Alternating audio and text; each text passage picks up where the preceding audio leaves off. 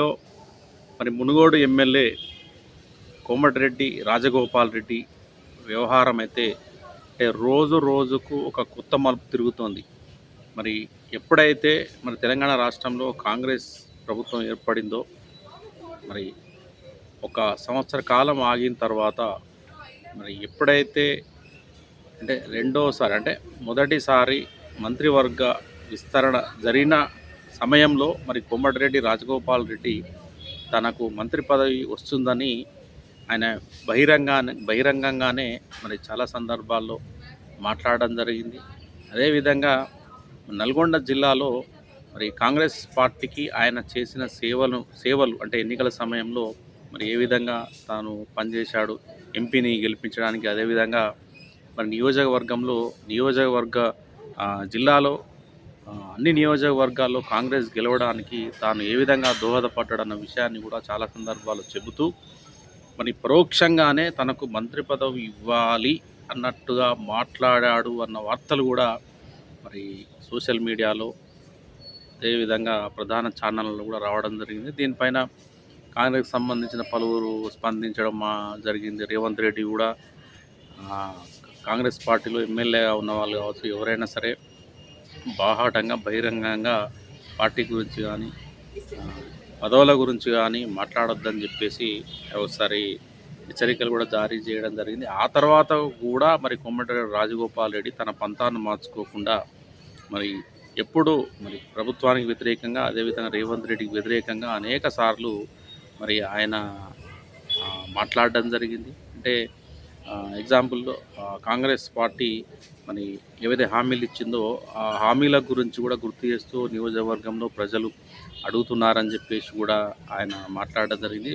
ప్రజల తరపున కూడా ఆయన ప్రభుత్వాన్ని ప్రశ్నించడం కూడా జరిగింది. రేవంత్ రెడ్డిని కూడా మరి ఇండైరెక్ట్గా విమర్శించడం కూడా జరిగింది. అంటే మీడియా వాళ్ళను ఉద్దేశించి రేవంత్ రెడ్డి ఒకసారి మాట్లాడిన సందర్భంలో మరి రాజగోపాల్ రెడ్డి కూడా స్పందించి మీడియా వాళ్ళని గౌరవించాలని చెప్పేసి మాట్లాడడం జరిగింది. ఇక చాలా సందర్భాల్లో కూడా మరి ఆయన తనకు మంత్రి పదవి పెద్ద ఇంపార్టెంట్ కాదని, మరి గతంలో నేను కాంగ్రెస్ పార్టీలో ఎంపీగా ఉన్నప్పుడు కూడా ప్రజా సమస్యలపై పోరాటం చేశానని చెప్పేసి కూడా ఆయన పలుమార్లు చెప్పడం జరిగింది. కానీ తనకు పార్టీ మంత్రి పదవి తప్పకుండా కట్టబెడుతుందని ఒక ఆకాంక్షని అదే నమ్మకాన్ని మాత్రం ఎప్పుడు ఆయన చెబుతూ వచ్చి ఉండేవారు. కానీ మరి ఎప్పుడైతే ఉన్న మంత్రివర్గ విస్తరణలో వాకిటి శ్రీహరి, గడ్డం వివేక్, అదేవిధంగా అడ్లూరి లక్ష్మణ్ వీళ్ళకి మంత్రి పదవులు కేటాయించిన సందర్భంలో మరి కొంత అసహనానికి గురయ్యాడని మనం భావించవచ్చు కోమటిరెడ్డి రాజగోపాల్ రెడ్డి. మరి ఎందుకంటే రాజకీయాల్లో మరి ఎప్పుడైనా సరే మరి సీనియర్గా ఉన్న రాజగోపాల్ రెడ్డి మరి నల్గొండ జిల్లాలో కీలకంగా వ్యవహరిస్తున్న ఆయన మరి మంత్రి పదవి తనకు తీసుకోవాలని ఉంది. మంత్రి పదవి చేపడితే అద్భుతంగా కూడా చేపడతా, అనుభవం ఉన్న వాళ్ళకు, అర్హత ఉన్న వాళ్ళకు కూడా మంత్రి పదవి కట్టబెట్టాలని చెప్పేసి కూడా ఆయన పలుమార్లు చెప్పడం జరిగింది. ఇంకా మొత్తానికైతే మొత్తం మీద రాష్ట్ర అధిష్టానానికి ఒక తలనొప్పిగానే మరి మారిపోయాడని చెప్పాలి రాజగోపాల్ రెడ్డి. మరి ఆ మధ్యాహ్నం అయితే మరి రాజగోపాల్ రెడ్డి విమర్శలు, ఆయన చేస్తున్న వ్యాఖ్యలు ఏవైతే ఉన్నాయో మరి ఏదైతే క్రమశిక్షణ చైర్మన్ కాంగ్రెస్ పార్టీ మల్లు రవి చర్యలు తీసుకుంటాడని చెప్పేసి కూడా క్రమశిక్షణ కమిటీ చర్యలు తీసుకుంటుంది అని చెప్పి కూడా కొన్ని వార్తలు కూడా రావడం జరిగింది. కానీ ఆయన దానిపైన కూడా మరి ఈరోజు అభిప్రాయం కూడా చెప్పడం జరిగింది. ప్రజల కోసం ప్రశ్నిస్తే క్రమశిక్షణ కమిటీ చర్యలు తీసుకోవడం ఏంటని చెప్పేసి కూడా ఆయన మాట్లాడడం జరిగింది. అయితే తాజాగా ఈరోజు ఆయన మీడియాతో ఏం మాట్లాడంటే సెప్టెంబర్ 17 పురస్కరించుకొని ఆయన గన్ పార్క్ దగ్గర అమరవీరుల స్థూపం ఏదైతే ఉందో మరి అక్కడ ఆయన నిరుద్యోగులు ఒక వారం 2 వారాల క్రితం నిరుద్యోగులకు మాటిచ్చాడట.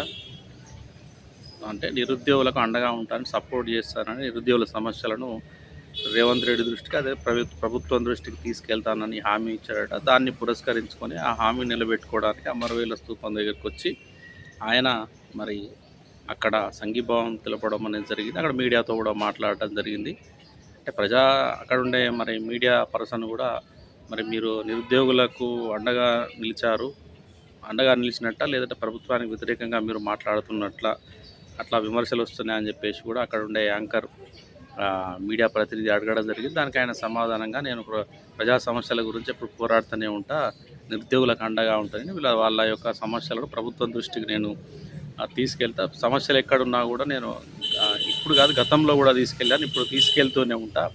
దీన్ని ఎవరైనా ఏ విధంగా అయినా తీసుకోవచ్చు, అవన్నీ పట్టించుకోను అని చెప్పేసి ఆయన మాట్లాడాడు. మంత్రి పదవి గురించి ఏమన్నా మీరు అట్లా ఈ వ్యతిరేకంగా మీరు మంత్రి పదవి రాలేదని మీరు ఈ విధంగా భావిస్తూ మరి ప్రభుత్వానికి రేవంత్ రెడ్డి వ్యతిరేకంగా మాట్లాడుతున్నారంటే కూడా దానికి కూడా ఆయన సమాధానాలు ఇవ్వడం. ఎంపీగా ఉన్నప్పుడు కూడా నేను ప్రజల సంక్షేమం గురించి, సమస్యల గురించి పోరాటం చేసిన, ఇప్పుడు కూడా అదే పని చేస్తూనే ఉంటాను. నేను ప్రజా సమస్యలను వాళ్ళ దృష్టికి తీసుకెళ్తూ ఉంటాను అని చెప్పేసి కూడా ఆయన మాట్లాడడం జరిగింది.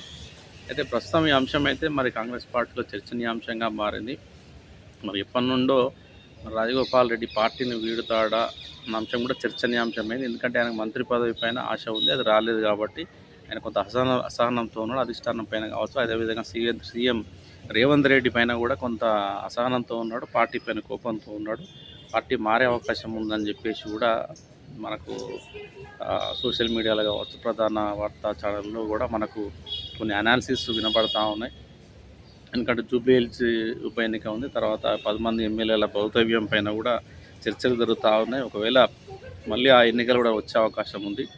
మరి ఈ నేపథ్యంలో ఒకవేళ కోమటిరెడ్డి రాజగోపాల్ రెడ్డికి మరి అధిష్టానం హామీ ఇచ్చిన ప్రకారంగా ఆయనకు మంత్రి పదవి ఇవ్వకపోతే మరి 6 నెలల తర్వాతనో మరి సంవత్సరం తర్వాతనో మరి ఆయన రాజీనామా చేసే అవకాశం ఉందా అన్న అంశంపైన కూడా చర్చ జరుగుతూ ఉంది. మరి చూడాలి రాజగోపాల్ రెడ్డి అంశము కాంగ్రెస్ పార్టీలో ఏ విధంగా మారుతుంది, దీనిపైన అధిష్టానం ఏ విధంగా స్పందిస్తుంది, క్రమశిక్షణ కమిటీ ఏమైనా బుజ్జగిస్తుందా, లేకపోతే ఢిల్లీ అధిష్టానం అతన్ని పిలిచి బుజ్జగిస్తుందా, లేదంటే మంత్రి పదవి కట్టబెడుతుందా అన్న అంశం అయితే చర్చనీయాంశంగా మారింది. మరి రాజగోపాల్ రెడ్డికి మంత్రి పదవా, లేదంటే ఆయన పార్టీకి రాజీనామా చేస్తాడా, లేదంటే పార్టీలో ఉంటూ మరి సర్దుబాటు చేసుకొని పార్టీలోనే కొనసాగుతాడా అన్నదైతే మనం చూడాలి. మరి ఇప్పటి వరకు నా ఛానల్ని సబ్స్క్రైబ్ చేయని వారు దయచేసి సబ్స్క్రైబ్ చేయగలరని విజ్ఞప్తి. Thank you.